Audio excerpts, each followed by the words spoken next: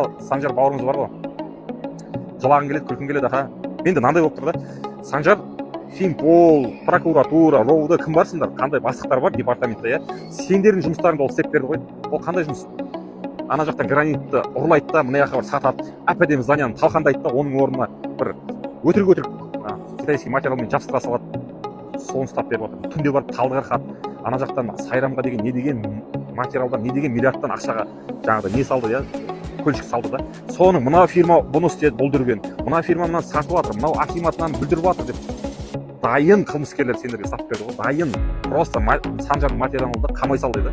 Болды да. Бірақ қарашы, Санжар жетім емес, қанша подписчиктері бар, қанша таныстары бар. Соның өзінде алып маңырап қамап тастады оны. Бұл маған өзіме, жеке өзіме сигнал болды. Мен енді ана бар ғой, Еркебұлан бар ғой, тоқтар. Үкіметтің жұмысында не шаруаларың бар қазір? Әркім өзінің жұмысымен айналысу керек қой, болды ғой. Осы блог түсіріп қоғамға шығамын, иә, бізде мысалы қазақта жол не деген махинациялар отыр, границада не деген махинациялар отыр, иә.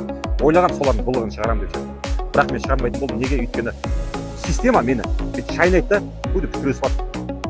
10 жылға мен күресіп жатыр, қамықтайды. Мен кішкентай балаларым бар, қыздарым бар, әйел балам, келіншегім оны тәрбиелер, бірақ бәрібір ол мейірім береді, балаларым жылауық болады. Где-то әйелдің мінезі болып қалады. Сол үшін мен еркектің мінезін беруім керек, балаларды тәрбиелеуім керек. Сол үшін мен системамен күресейін деп шештім. Сондықтан мені даттайсыңдар ма, қаралайсыңдар ма, өздеріңіз білесіздер енді. Мен бірақ системамен күресу бізге бесполезно екенін мен 100% түсіндім. Потому что Санжарды сондай жігітті алдына маңыратып топпасып, қамап тастап. Сондықтан мен системамен күреспеймін. Толықтай ақпаратты Telegram арнамыздан аласыз.